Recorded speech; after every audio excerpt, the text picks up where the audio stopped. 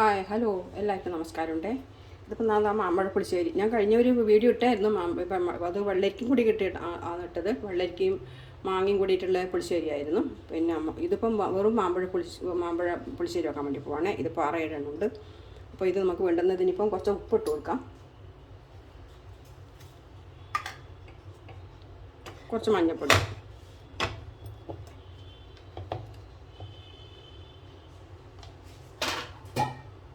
വെള്ളം ഒഴിച്ച് നമുക്കൊന്ന് എത്ര വേണ്ട 5 മിനിറ്റ് പോകുമ്പോഴേക്കും നമുക്ക് തേങ്ങ അരച്ചെടുക്കാം. തണ്ണടുപ്പത്ത് വെക്കാം. നമ്മുടെ പഴുത്ത മാങ്ങ പോകുമ്പോഴേക്കും നമുക്ക് ഇത് ഒരു തേങ്ങയാണ് കേട്ടോ. ഒരു വലിയൊരു തേങ്ങ മുഴുവനുണ്ട്. അപ്പോൾ നമുക്ക് വേണ്ടുന്ന പകുതി വേണം പകുതി എടുക്കാം, അല്ലെങ്കിൽ മുഴുവൻ വേണം മുഴുവൻ എടുക്കാം. നമുക്ക് ഇത് അപ്പോൾ ഈ തേങ്ങ ഒന്ന് അരച്ചെടുക്കാം.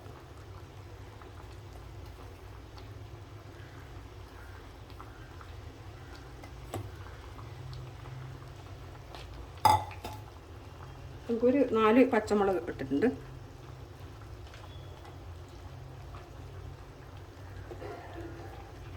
ഒരു ലേശം ചെറിയ ഉള്ളി, കൊച്ചുള്ളി,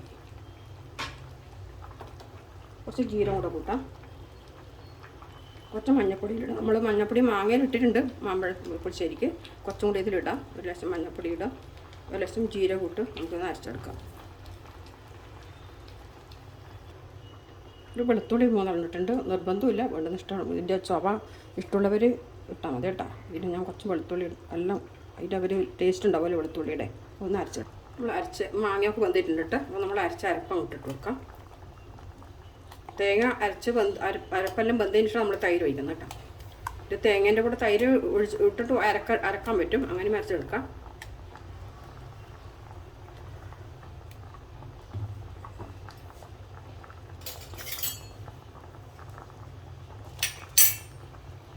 മാങ്ങയും മാമ്പഴം അപ്പോൾ നമ്മുടെ അരച്ച് വെച്ച് അതെല്ലാം വെന്തിട്ടുണ്ട്. നമുക്കിനി തൈര് ഒഴിക്കാം. തൈര് ഒഴിക്കുന്നുണ്ട്. തൈര് പുളിയില്ലാത്ത തൈര് നമുക്ക് നേരം കുറച്ച് നോക്കിയിട്ട് ഒഴിക്കേണ്ടി വരും. പുളിയുള്ളതാണെങ്കിൽ മോര് ഒഴിച്ചിട്ട് നല്ലോണം ഞാൻ തിളപ്പിക്കുന്നില്ല കേട്ടോ.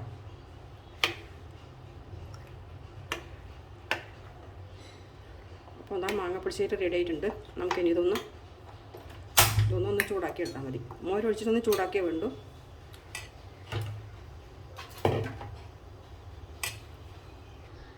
അപ്പോൾ നമ്മളെ കറി ആയിട്ടുണ്ട്. മാമ്പഴ പുളിശ്ശേരിയായി. നമുക്ക് ഇച്ചിരി ഇതിട്ടുണ്ട് കേട്ടോ. നമ്മുടെ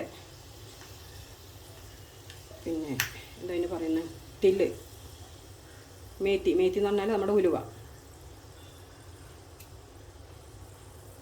പിന്നെ കുറച്ച് കടുക് ഇട്ട് കൊടുക്കാം.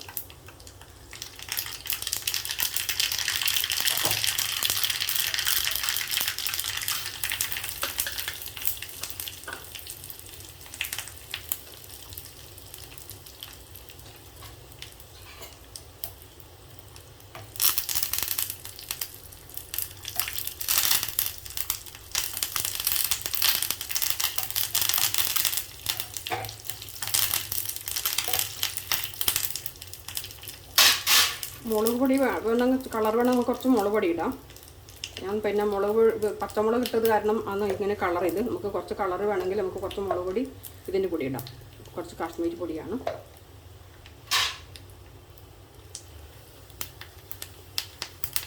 അപ്പോൾ ആയി കേട്ടോ. ഒന്ന് വറവയ്ക്കാം.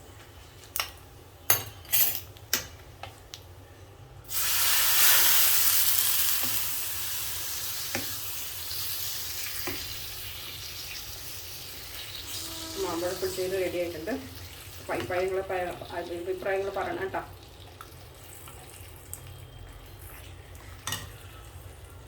Thank you. ഇനി അടുത്തൊരു വീഡിയോയിൽ കാണാം. അഭിപ്രായങ്ങൾ പറയുക, സബ്സ്ക്രൈബ് ചെയ്യുക. Thank you. ശരി.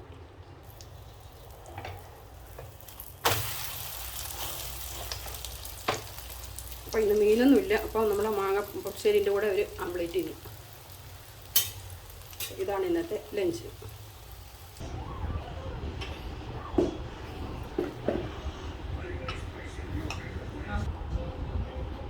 ഇന്നത്തെ ലഞ്ച് ഇതാണ് ഞങ്ങളുടെ.